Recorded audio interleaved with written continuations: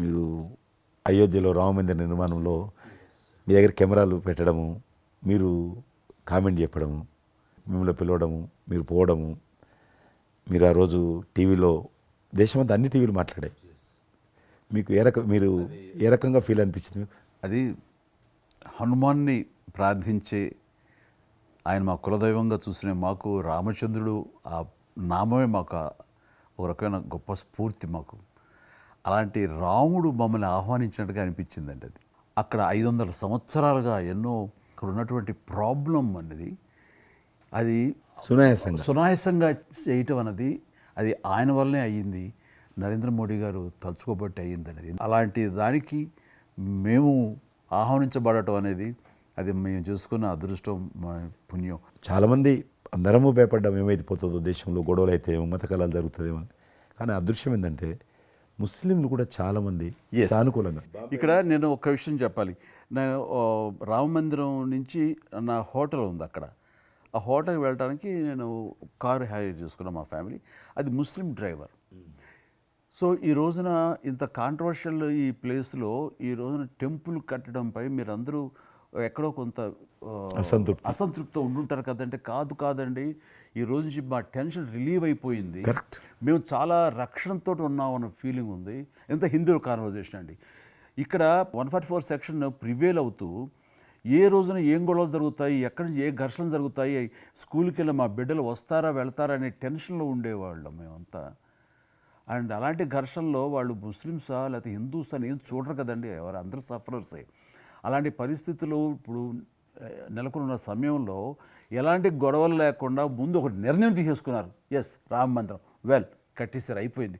ఇక్కడి నుంచి లిఫ్ట్ చేసేసారు 144 సెక్షన్. ఇంకేం లేదు, అన్నీ సజావుగా సాగిపోతాయంటే మాకు సెక్యూర్డ్ ఫీలింగ్ వచ్చింది. మా బిడ్డలకు రక్షణగా ఉంది, మాకు ఇంకేమి కాదన్న భరోసా వచ్చింది మాకు.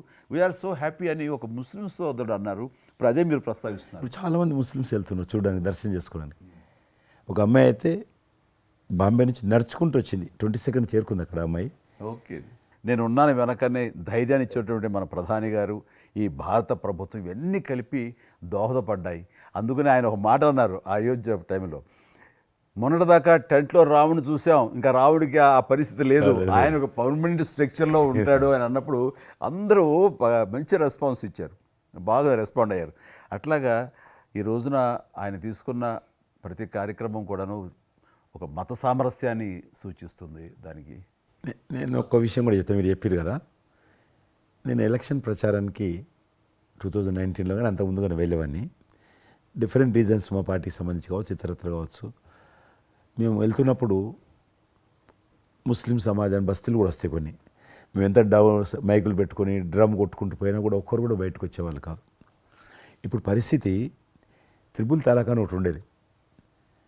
అది ముస్లింలో ఒక సాంప్రదాయం. అది ఏదైనా భర్త కోపం వచ్చినా 3 సార్లు తలాక్ అంటే ఆడబిడ్డ ఇంటి నుంచి వెళ్ళిపోవాలి. 3 సార్లు అంటే తలాక్ అంటే వెళ్ళిపోవాలి. అయితే దాన్ని మోడీ గారు త్రిపుల్ తలాక్ సిస్టాన్ని చట్టం చేసి ఇది చేయడానికి వీల్లేదు, ముస్లిం మహిళలకు కూడా హక్కులు ఉంటాయి అని చెప్పి ఆయన చేశాడు. అప్పుడు కూడా చాలామంది భయపెట్టించారు, మత కళాలు జరుగుతాయి, అట్లా వేయొద్దు, నువ్వు ముస్లిం పర్సనల్ విషయాల్లో మీరు జోక్యం చేసుకుంటున్నారంటే ఆయన చాలా వివరంగా చెప్పాడు. ఈరోజు నువ్వు ఒక భర్తగా నీ భార్యకు తలాక్ అని ఇచ్చేసి పంపించేస్తున్నావు. రేపు నువ్వు తండ్రి అవుతావు. తండ్రి అయిన తర్వాత కూడా మీ అల్లుడు నీ కూతురుకు తలాక్ తాగని విడాకులు ఇచ్చి పంపిస్తే అప్పుడు నువ్వు ఎంత బాధపడతావు? కాబట్టి ఏ తండ్రి అయినా సరే అట్లా ఉంటుంది. కాబట్టి ఇది ఈ రకమైనటువంటి ఉండకూడదని చెప్పి ఆయన త్రిపుల్ తలాక్ రద్దు చేస్తే, నేను ప్రచారానికి వెళ్తున్నప్పుడు అంతకుముందు బయటకు వచ్చేవాళ్ళు కాదు. ఉదాహరణకు నేను ఇట్లా పోతున్నాను అనుకోని, రోడ్డు రథం మీద నేను పోతుంటే ఇటు సైడ్ నుంచి ఒక ముస్లిం అలా భార్యను కూర్చుని పెట్టుకొని మోటార్ సైకిల్ మీద నడుపుకుంటూ వచ్చేవాడు. ఇప్పుడు ఏం చేస్తున్నంటే భర్తకు చూడకుండా వెనుకున్నటువంటి భార్య పరద లేపి ఇట్లా నాకు ఊపుతున్నచ్చి, ఇది నేనే సాక్ష్యం. అంత మార్పు వచ్చింది. కట్టన్స్ ఓపెన్ చేసి బస్తీలలో ఇండ్ల ముందుకు వెళ్తుంటే ముస్లిం ఆడబిడ్డలు వచ్చి, మాతృమూర్తులు వచ్చి, తల్లులు వచ్చి చేతులు ఊపుతున్నారంటే నిజంగా సంతోషం. అంటే ఆడబిడ్డలో 10 కోట్ల మంది ముస్లిం ఆడబిడ్డలు ఉంటారు దేశంలో. కానీ అది రావడంతో వాళ్ళకు ధైర్యం వచ్చింది, వ్యతిరేకత లేకుండా ఏ ప్రొటెస్ట్ లేదు. అదే ఫస్ట్ ఆఫ్ ఆల్ విజయం.